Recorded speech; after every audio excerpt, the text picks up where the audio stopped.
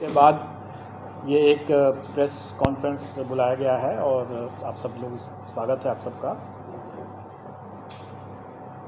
अभी हम लोगों ने कई परीक्षाओं का आयोजन जो पूर्व में किया हुआ था उसका परीक्षाफल घोषित भी किए हैं। कल भी हम लोगों ने 3 परीक्षाफल का घोषित किया और एक लंबित पुराना छोटा सा मामला था उसका भी परीक्षाफल घोषित किया है। आगे आने वाले समय में भी हम लोग अब बहुत जल्दी जो हमारे लंबित हैं CDPO के, DPRO के, प्रोजेक्ट मैनेजर के और पंचायती राज ऑडिटर का, इन सबों का परीक्षाफल भी हम लोग अगले माह तक निश्चित रूप से घोषित कर देंगे। और उम्मीद है कि जुलाई माह में हम लोग 67 कंबाइंड सिविल सर्विस एग्ज़ाम का, मेंस का भी परीक्षाफल घोषित कर सकेंगे। ये हमारे जो पुराने जितने हम लोग परीक्षा लेते रहे हैं, जो ले चुके हैं, उसका परिणाम परीक्षाफल के बारे में मैंने बताया। अब एक नया टास्क मिला है UPSC को सरकार के द्वारा। आप सब लोग अवगत हैं, वो अध्यापक नियुक्ति के लिए अनुशंसा भेजने को।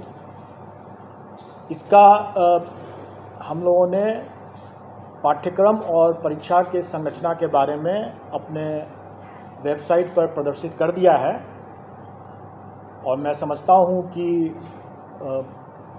इसको लेकर के कुछ संशय आप लोगों के भी मन में होगा और अभ्यर्थियों के भी मन में होगा और मैं चाहूँगा कि आप लोग भी प्रश्न पूछें और उनके बाद अगर कोई संशय है तो मैं कोशिश करूँगा कि उसको दूर करूँ। कुछ जानकारी मैं दे देना चाहूँगा ताकि आप लोग प्रश्न अगर पूछेंगे तो आसानी रहेगा। उसके बाद टोटल पद जो है वो प्राथमिक विद्यालय के लिए 79,943 है, जिसकी अधियाचना आयोग को प्राप्त हुई है। 79,943। उसके बाद माध्यमिक विद्यालय के लिए 32,916, 32,916। और उसके बाद हायर सेकेंडरी के लिए 57,602, 57,602। टोटल होता है 1,70,461, 1,70,461। आप लोग भी टोटल कर लेंगे। अब इसमें जो अर्हताएँ हैं वो सरकार के नियमावली में दिया हुआ है और जहाँ जहाँ वो मिसिंग होगा वो सरकार के निर्देश पर और सरकार के साथ आयोग की बैठक, संयुक्त बैठक में जो निर्णय लिया जाएगा उसके अनुरूप वो होगा। और वो विज्ञापन के समय जब निकलेगा 1-2 दिन में मैं समझता हूँ कि विज्ञापन भी हम लोग निकाल देंगे।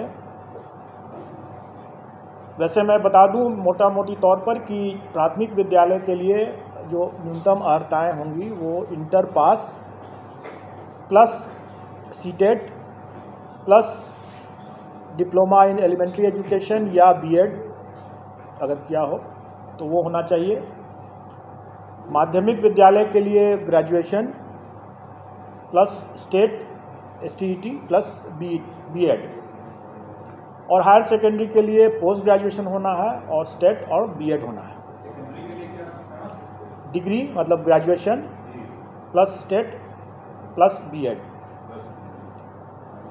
और इसमें जो नियमावली के हिसाब से ही जो लोग वर्ष 2012 के पूर्व के जो होंगे, जो नियोजित हैं, उनके लिए TET मतलब टीचर्स एलिजिबिलिटी टेस्ट से वो उनको एग्जेम्पशन है।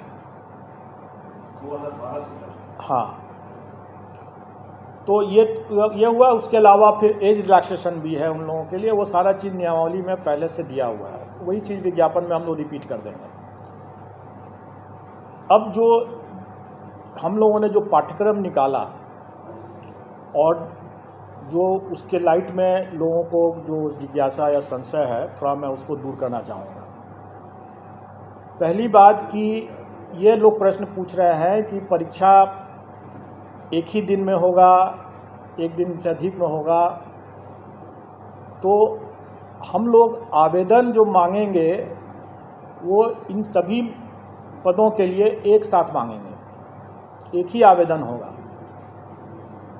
मतलब कहने का है कि एक कैंडिडेट अगर वो योग्य है तो वो प्राथमिक के साथ साथ वो हाई स्कूल के लिए भी और हायर सेकेंडरी स्कूल के लिए भी, तीनों के लिए वो अप्लाई कर सकता है। एक साथ अप्लाई एक साथ कर सकता है। और जब हम अप्लाई करने की जब हम उसको सुविधा देंगे, क्योंकि उसका हक भी है, अगर वो योग्य है तो तीनों में अप्लाई कर सकता है, तो स्वाभाविक है कि हम उसको तीनों के लिए परीक्षा में उत्तीर्ण होने के लिए भी हम उसी हिसाब से परीक्षा की तिथि को रखेंगे, ताकि अगर वो योग्य कैंडिडेट है तो वो तीनों परीक्षा में अलग अलग तिथि पर वो भाग ले सकता है। अब हम आते हैं पाठ्यक्रम के बारे में। पाठ्यक्रम या और परीक्षा की जो संरचना है वो हम लोगों ने इस तरीके से डिसाइड किया है कि एक पेपर जो होगा वो क्वालिफाइंग नेचर का है और वो भाषा का पेपर जो है वो क्वालिफाइंग नेचर का है। उसमें उसको सिर्फ पास करना है, उसका मेरिट में नहीं जुटेगा। उसमें भाषा में 2 सेक्शन रहेगा। एक सेक्शन अंग्रेजी है जो सबको करना है, और दूसरा सेक्शन में विकल्प है, मतलब कि वो हिंदी, उर्दू या बांग्ला। क्योंकि हमारे पास जो पद आए हैं प्राथमिक में, उसमें बांग्ला के लिए 148 पद है, उर्दू के लिए 12,729 पद है, और बाकी जो प्राथमिक के जो बाकी हैं वो सामान्य मतलब हिंदी के हैं। ये जो क्वालिफाइंग वाला जो मामला है, जिसमें 25 मार्क्स का अंग्रेजी, मैं आपकी जिज्ञासा को जल्दी ही शांत कर दूंगा। 25 मार्क्स जो रहेगा वो, और सभी एग्ज़ाम जो हमारे हैं वो MCQ बेस्ड हैं, मतलब कि ऑब्जेक्टिव टाइप के हैं और मल्टीपल चॉइस क्वेश्चंस रहेंगे। और क्वालिफाइंग नेचर का जो पेपर भाषा का है उसमें अंग्रेजी 25 नंबर के रहेंगे, 25 प्रश्न, और हिंदी या उर्दू बांग्ला जो रहेगा वो 75-75 का रहेगा। उसमें से कोई एक चुनना है उनको। मतलब टोटल 100 नंबर के 100 प्रश्न रहेंगे, और पूरे पेपर में उनको 30% मतलब कि 30 नंबर न्यूनतम लाना होगा, तभी वो पास करेंगे, नहीं तो वो परीक्षा से, प्रतियोगिता से बाहर हो जाएंगे। इसमें जो लोगों को जो जिज्ञासा है कि पहला कि क्या 30% अंग्रेजी में अलग और हिंदी में अलग लाना है, तो ऐसी बात नहीं है। संयुक्त रूप से उनको 30% लाना है, मतलब 30 नंबर लाना है। लेकिन मेरा यह मानना है कि ऐसा नहीं हो सकता है कि कोई शिक्षक हों और वह सड़क पर अगर चल रहे हैं और सड़क पर जो रोड पर जो साइनेजेस रहता है वो अंग्रेजी में भी रहता है, तो उसको न पढ़ सकें, वो शिक्षक क्या हुए? जो राह चलते हुए जो रोड के जो साइनेजेस है उसको अंग्रेजी में अगर लिखा हुआ है तो उसको भी न पढ़ सकें, तो क्या वो अच्छी गुणवत्ता के शिक्षक हुए? इसलिए हम लोग प्रश्न के स्तर को हम लोग इस तरह से रखने का कोशिश करेंगे कि हम उनको, अंग्रेजी ज़रूर सरल रहेगा, कठिन नहीं रहेगा। हम मानते हैं कि यहाँ पर हिंदी भाषी प्रदेश है तो अंग्रेजी का प्रश्न कठिन नहीं रहेगा, लेकिन इसका ये मतलब हुआ कि हिंदी का भी प्रश्न सरल नहीं होगा। क्योंकि अगर हिंदी का प्रश्न भी सरल हुआ और अंग्रेजी का प्रश्न भी सरल हुआ तो सब हिंदी ही देकर के निकल जाएंगे।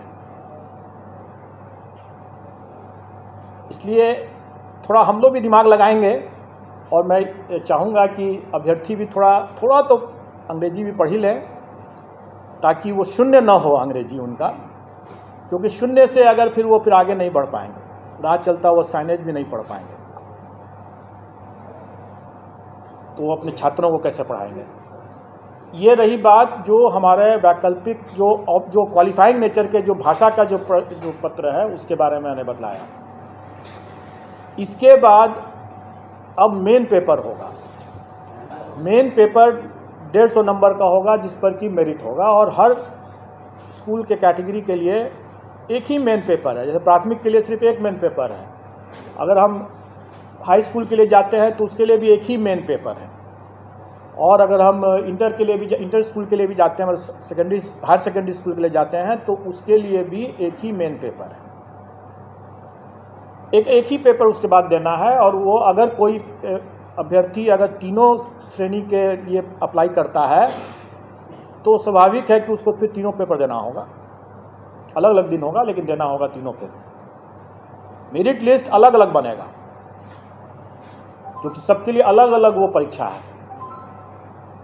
अब रही बात कि जो भी 150 नंबर का जो मेन पेपर हुआ उसका कंपोजिशन इस तरह से रहेगा कि 100 क्वेश्चंस तो रहेंगे वही जो वो अपने विद्यार्थियों को पढ़ाते हैं, उसका टॉपिक, उसका चैप्टर, उसका विषय वो वही होगा जो अपने बच्चों को पढ़ाते हैं स्कूल में।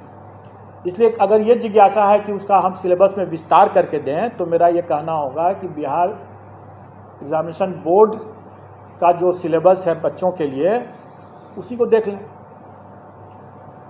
उसी को पढ़ लें, चैप्टर उसी के हिसाब से कंप्लीट कर लें, उनका डिटेल सिलेबस हो जाएगा। अगर मान लें कि अगर कोई फिजिक्स का देखता है या कोई हिंदी का देखता है तो जो अगर कोई इंटर का अगर है वो विषय तो इंटर में जो पढ़ाई होती है एक फिजिक्स के स्टूडेंट के लिए उसका वही रहेगा, चैप्टर कंटेंट्स वही रहेगा। प्राथमिक विद्यालय में भी अगर जो बच्चों को जो पढ़ाते हैं शिक्षक वो वही रहेगा, कंटेंट वही, चैप्टर्स वही रहेंगे। मतलब सिलेबस का जो विस्तार, डिटेल सिलेबस की जो लोग मांग कर रहे हैं वो करना ज़रूरत नहीं है, क्योंकि अगर उसको देखना है तो अपने बिहार एजुकेशन बोर्ड का सिलेबस बच्चों का उठा के देख लें और उसी की पढ़ाई कर लें। अब रही बात कि शिक्षक हैं वो बच्चों से उनका ज्ञान ज़्यादा होना चाहिए, बच्चों से उनका स्तर ज़्यादा होना चाहिए, तभी तो पढ़ा पाएंगे। तो स्वाभाविक है कि प्राथमिक शिक्षक के लिए जो अभ्यर्थी होंगे उनका चैप्टर तो वही होगा जो बच्चों को पढ़ाने वाला है, लेकिन उसका स्तर जो होगा वो बच्चों वाला तो नहीं होगा। उनका स्तर जो उनके लिए जो जैसे प्राथमिक शिक्षक के लिए न्यूनतम निर्धारित योग्यता जो है वो इंटर है, तो उसी के आलोक में प्रश्न पत्र का स्तर होगा। चैप्टर तो वही हुआ जो प्राथमिक विद्यालय में जो पढ़ाते हैं, लेकिन उसका जो स्तर जो होगा वो उनके जो न्यूनतम निर्धारित योग्यता मतलब इंटर जैसे है, तो उसी को ध्यान में रख करके होगा कि इंटर पास एक अभ्यर्थी स्कूल प्राथमिक विद्यालय के बच्चों को पढ़ाएंगे तो उनको क्या ज्ञान होना चाहिए, जो भी विषय वो पढ़ाएंगे उसके लिए उनका क्या ज्ञान होना चाहिए, क्या स्तर होना चाहिए, वो उसी के आलोक में रहेगा। और उसी तरीके से अगर मान लें अगर +2 का अगर कोई शिक्षक है अभ्यर्थी, तो स्वाभाविक है कि वो +2 के विद्यार्थियों को पढ़ाने के लिए उसका स्तर तो उससे ऊंचा का होना है, तो फिर +2 के शिक्षक के न्यूनतम अर्हता जो है वो पोस्ट ग्रेजुएशन का है। तो पोस्ट ग्रेजुएशन का है तो हम लोग उसी के आलोक में कि वो इंटर के बच्चों को पढ़ाने वाले पोस्ट ग्रेजुएट अभ्यर्थी हैं तो प्रश्नों का स्तर क्या होना है वो उसी के हिसाब से हम लोग तय कर लेंगे। तो अब इसमें इसको लेकर के जो लोगों को कन्फ्यूज़न था कि हमारा क्या रहेगा, पाठ्यक्रम का कैसे मतलब डिटेल क्या रहेगा, तो मैंने बता दिया। अब रही बात कि ये तो 100 नंबर के हुआ, बाकी 50 नंबर के जो रहेंगे वो सामान्य ज्ञान जो है, जनरल साइंस कह लें, जनरल स्टडीज़ कह लें, वो बेसिकली जो पहला जो 100 नंबर का जो हुआ वो उनके नॉलेज का टेस्ट होगा, और बाकी जो 50 नंबर का जो होगा वो उनके इंटेलिजेंस का टेस्ट होगा। मतलब कि उसमें मेंटल एबिलिटी रहेगा वगैरह वगैरह, रीजनिंग रहेगा और इसी तरह के मिलते जुलते चीज़ रहेंगे। जो उनके कुछ हो सकता है कि सामान्य तरह का जो एक किसी भी जागरूक नागरिक को या शिक्षक को थोड़ा बहुत ज्ञान होना चाहिए सामान्य ज्ञान का, तो वो उसी तरह का रहेगा। वो बहुत ऐसा बिल्कुल नहीं रहेगा कि हम कोई जो लोग ये आशंकित हो रहे हैं कि हम एसडीएम बना रहे हैं, ऑफिसर बना रहे हैं, ऐसी बात नहीं है। वो भी लोक सेवक ही होंगे और जो एसडीएम जो हैं वो भी लोक सेवक ही होंगे। और किसी भी एक लोक सेवक को एक जो सामान्य ज्ञान का जो स्तर होना चाहिए, इसका स्तर उतना ज़्यादा नहीं होगा, जो कि स्पष्ट है। लेकिन इसमें 50 नंबर जो रहेंगे वो उनके विषय ज्ञान से हट करके ये उनके सामान्य ज्ञान, जो उनकी बुद्धिमत्ता का जो हम असेस करने का प्रयास करेंगे इसमें। अब रही बात कि इस पूरे मामले में हम लोगों ने इस बात शुरू से ही स्पष्ट कर दिया है कि इसमें तुक्केबाजी को हम प्रश्रय नहीं दे सकते हैं। मेरा ये मानना है कि अगर कोई ऑफिसर अगर है तो वो ऑफिसर, जैसे सिविल सर्विसेज का हम एग्ज़ाम लेते हैं, वो कोई भी विषय पढ़ के आता है, लेकिन वो उस विषय का उपयोग नहीं करता है अपने कार्य में। अगर वो मान लें कि फिजिक्स पढ़ के आया तो सीधे वो फिजिक्स का उपयोग थोड़ी कर रहा है अपने कार्य में। लेकिन शिक्षक जो है वो सीधे अपने उस ज्ञान का उपयोग कर रहा है। अगर वो फिजिक्स पढ़ के आया है या हिस्ट्री पढ़ के आया है तो वो उसका उपयोग कर रहा है अपना ज्ञान बांटने में, अपने विद्यार्थियों को पढ़ाने में। वो अपने ज्ञान के मामले में तुक्केबाजी अगर करते हैं तो ज़्यादा खतरनाक होगा। वो बच्चों के लिए भविष्य से खिलवाड़ वाली बात होगी। इसलिए हम उनको तुक्केबाजी पर अंकुश शुरू से ही लगाएंगे और इसलिए हम इसमें नेगेटिव मार्किंग रखेंगे। लेकिन अभ्यर्थियों को उससे घबराना नहीं चाहिए, क्योंकि आफ्टर ऑल जो वो पढ़ाएंगे बच्चों, जो उनका अपना खुद का विषय है, जिस पर उन्होंने पढ़ाई किया है और जिस पर वो आगे काम कर रहे होंगे या काम करेंगे, उसका तो उनको ज्ञान होना ही है, नहीं तो वो अपना पढ़ाएंगे कैसे। इसलिए वो चूँकि उनका ज्ञान भी है, उसका अनुभव भी है, इसलिए उनको कोई उसमें तुक्का लगाने की ज़रूरत नहीं होगी उनको। और इस बार तो मतलब कंबाइंड सिविल सर्विस की तुलना में सक्सेस रेशियो जिसमें जो होना है, जैसे 1,70,000 से ऊपर वैकेंसी है। अगर अभ्यर्थियों की संख्या हम माने कि 6-7 लाख अगर होंगे तो आप अनुपात देख लें कि सक्सेस का अनुपात काफ़ी बेहतर है कंपेयर टू जो कंबाइंड सिविल सर्विसेज एग्ज़ाम, जिसमें कि काफ़ी मारामारी रहता है। तो इसमें उतना घबराने की ज़रूरत नहीं है। प्रश्न का स्तर जो होगा वो कठिन नहीं होगा, लेकिन डेफिनेटली वो एक तरह से बहुत हल्का भी नहीं होगा। वो उनके जो काम जो करेंगे, जो पढ़ाएंगे, उसको उसके ही आलोक में उसका स्तर होगा।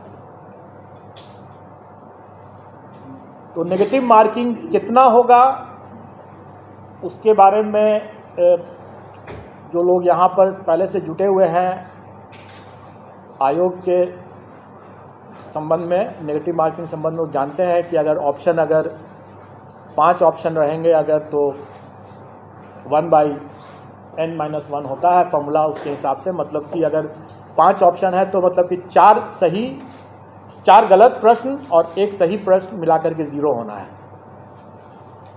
5 ऑप्शन है तो 1/4 हो जाएगा, और अगर 4 ऑप्शन है तो 1/3 माइनस हो जाएगा।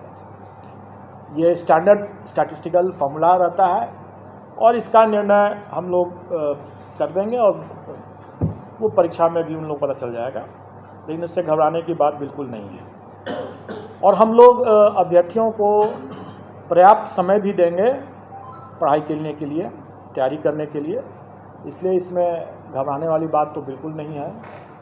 और अनुपात, जो सक्सेस का अनुपात इतना बेहतर है, मैं समझता हूँ कि जो अगर थोड़े से भी जो लोग पढ़ा रहे होंगे, ठीक से पढ़ा रहे होंगे, तो उनके लिए कोई दिक्कत नहीं होनी चाहिए, आ जाएंगे इसमें। अब आप लोगों का अगर कोई प्रश्न हो इसमें, कोई जिज्ञासा कब तक होगा सर? एग्ज़ाम कब तक होगा। एग्ज़ाम हम लोग में कोशिश करेंगे कि हम लोग उनको लगभग 3 माह का हम लोग उनको टाइम तो देना चाहेंगे, 90 दिन का। दिसंबर में लगभग एग्जाम होगा, नवंबर तक तो सितंबर तो आप लोग हम लोग एक साथ रोटी भी खा सकते हैं और सब्जी भी खा सकते हैं। तो हम लोग सितंबर में अगर वो परीक्षा कर रहे हैं तो इसका ये मतलब थोड़ी है कि हम लोग उसके पहले परीक्षा दूसरा नहीं ले सकते हैं। हम लोग उसके मतलब नहीं, ऐसी बात नहीं, हम लोग आसपास हम लोग उनको पर्याप्त समय देंगे। और मोटा मोटी आप ये समझ के चलें कि अगस्त महीने में एग्ज़ाम होगा। अगस्त महीने में एग्ज़ाम होगा। हम लोग अभी क्योंकि वो ये एग्ज़ाम 4 दिन चलेगा, क्योंकि 4 पेपर हो जाते हैं, और चूँकि हमें सबको मौका देना है, प्राथमिक के लिए भी और हाई स्कूल के लिए भी और हायर सेकेंडरी के लिए भी, इसलिए वो हमें समय लगेगा उसमें।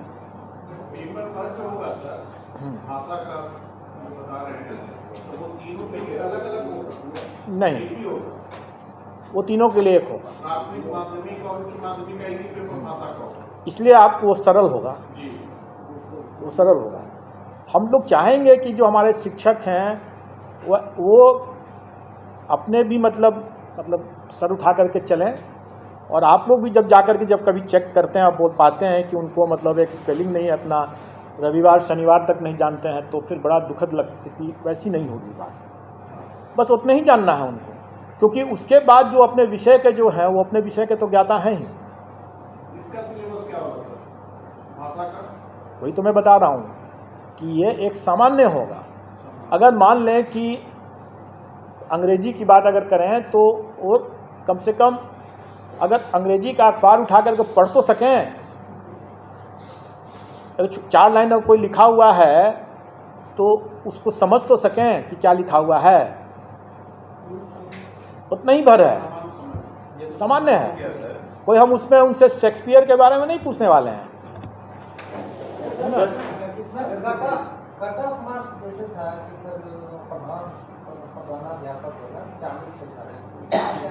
वो सामान्य प्रशासन का बहुत पुराना सर्कुलर है और वो सभी परीक्षाओं में लागू है, वो इसमें भी लागू है।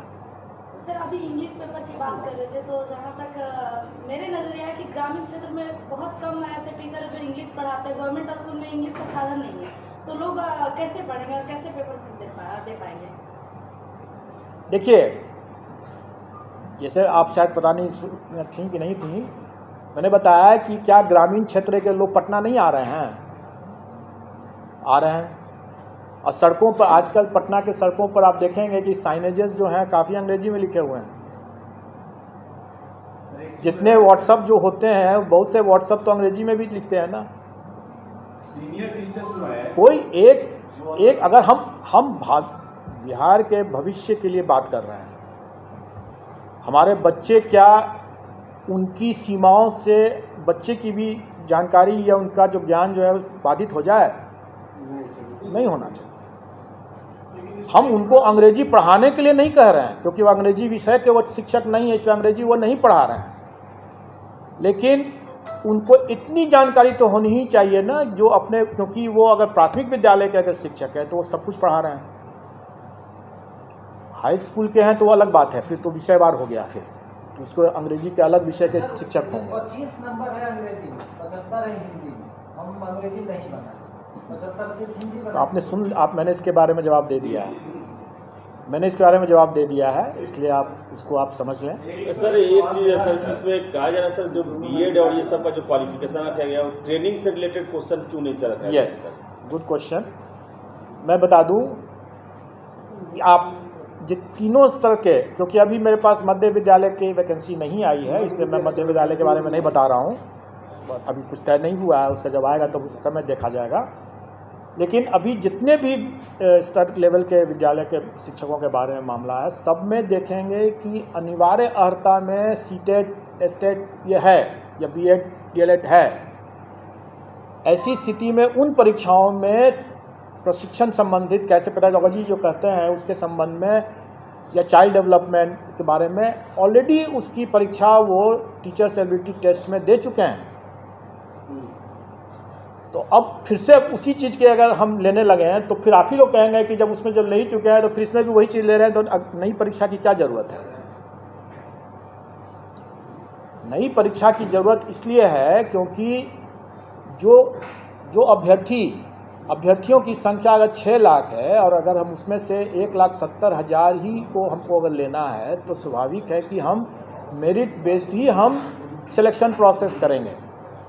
अब रही बात कि पेडागोजी जो है या चाइल्ड डेवलपमेंट CDP जिसको कहते हैं, चाइल्ड डेवलपमेंट पेडागोजी के बात जो कहते हैं, ये ऐसा चीज़ है जिसके लिए वो पहले से एलिजिबल हो, अपनी पात्रता पहले से प्रमाणित कर चुके हैं। दूसरी बात कि ये ऐसा मामला है कि वो भविष्य में, क्योंकि वो TET करके आए हुए हैं, वो जब स्कूल में जब जाएंगे वहाँ भी और भी अनुभव ज्ञान अभी हासिल करेंगे, उनका उसमें निखार आना ही है। उस पर हमको एक बार जब वो एलिजिबिलिटी टेस्ट कर चुके हैं उस बिंदु पर, तो दोबारा हमको उसी बिंदु पर उसकी परीक्षा लेने का कोई मतलब नहीं है। ये भाषा वाले में आप जनरल तो हो गया, इंग्लिश और हिंदी दोनों होना चाहिए, लेकिन अगर कोई बंगला का इंस्ट्रूमेंट है या उर्दू का इंस्ट्रूमेंट है, उसके लिए क्या वो भाषा का क्या? वही तो मैं बताया ना कि हिंदी ऑब्लिक उर्दू ऑब्लिक बंगला। हिंदी ऑब्लिक अगर प्रश्न पत्र बाइलिंगुअल रहेगा या हिंदी केवल? देखिए, प्रश्न पत्र जो हमारा जो सब्जेक्ट का जो रहेगा वो बाइलिंगुअल रहेगा, लेकिन नेचुरली अगर हिंदी का प्रश्न अगर है, का पेपर है, तो हिंदी में ही सिर्फ रहेगा। अगर इंग्लिश का है तो फिर उसमें हिंदी तो नहीं रहेगा। एक उर्दू वाले मदरसा वाले जो लैंग्वेज का जो विषय का जो पेपर रहेगा वो उसी लैंग्वेज में रहेगा, जो बाइलिंगुअल नहीं रहेगा। ये TET को लेके बिहार में जो अब तक परीक्षाएं हुई है, इसमें महिलाओं को विशेष छूट दिया गया है कि 85% उनके दिए, 85 मार्क्स है, तो क्या वो छूट आप जारी रखेंगे या फिर 90 का है? देखिए, जो मिनिमम क्वालिफाइंग जो कट ऑफ है वो सरकार के द्वारा पहले से निर्धारित है। उसमें महिलाओं के लिए अलग है, सामान्य के लिए अलग है। वो उसका पूरा आप लोगों को ज्ञान होगा, हमारे पाठ्यक्रम में भी वो फॉर्म परसेंटेज लिखा हुआ है। अब रही बात कि सरकार ने इस बार जो नियमावली जो बनाया है उसमें प्राथमिक विद्यालय के शिक्षकों के लिए शिक्षकों के पद पर महिलाओं के लिए आरक्षण जो है 50% शायद रखा है, 50% रखा है, जो अन्य में 30% या 35% है, 35% है। प्राथमिक में 50 और अन्य में 35। अन्य में जो पहले से है वो सही रहे, और प्राथमिक विद्यालय के केस में 50% आरक्षण महिलाओं के लिए।